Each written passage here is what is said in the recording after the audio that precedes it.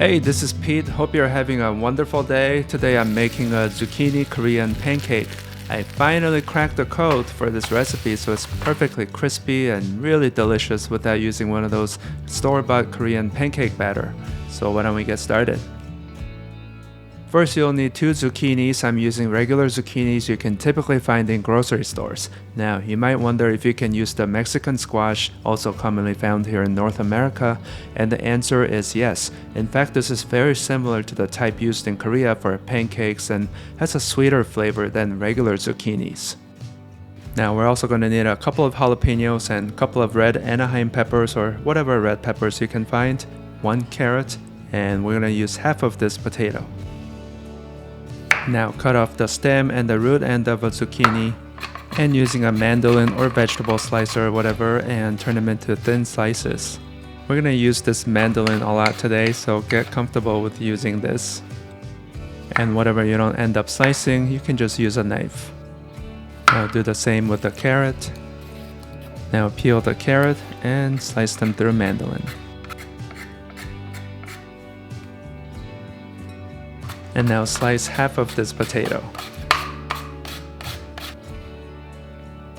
Now we're going to prepare thin slices of these red peppers. Get rid of all the seeds, unless you like it super spicy. Now do the same with the jalapenos.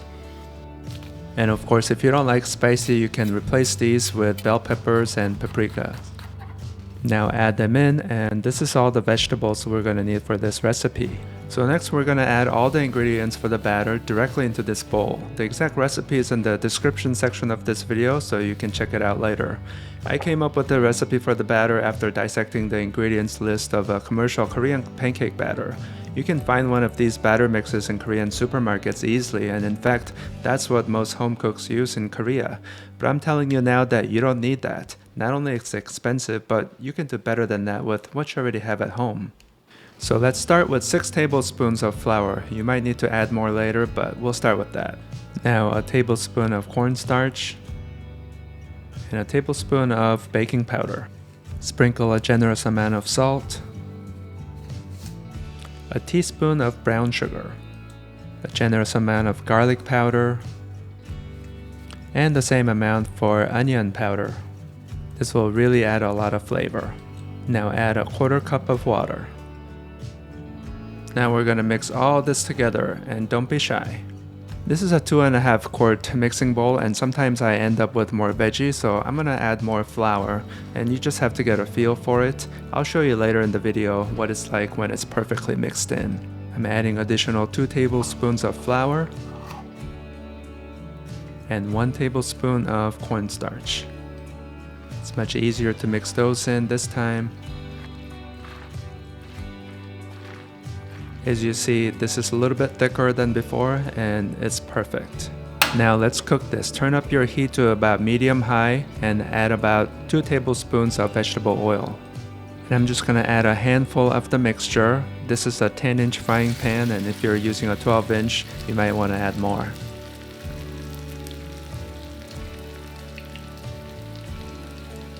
Now spread the mixture nice and easy and really flatten this out to the shape of your frying pan.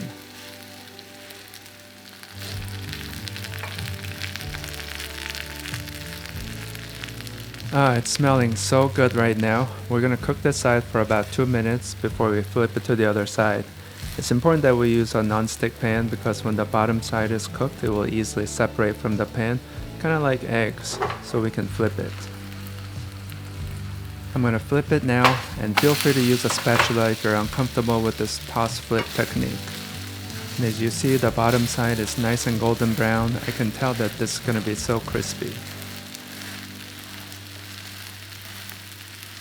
I'm cooking this for 1 minute on this side, and this will be ready.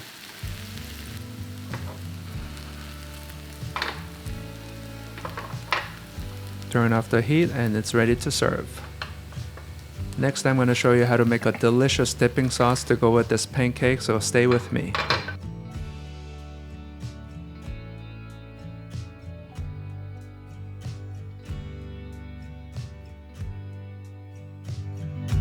Now this dipping sauce is really easy. It's basically half and half light sodium soy sauce and rice wine vinegar.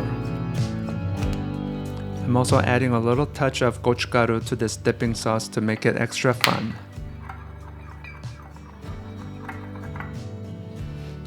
Now before you eat it, take a kitchen scissor and cut it up however you want.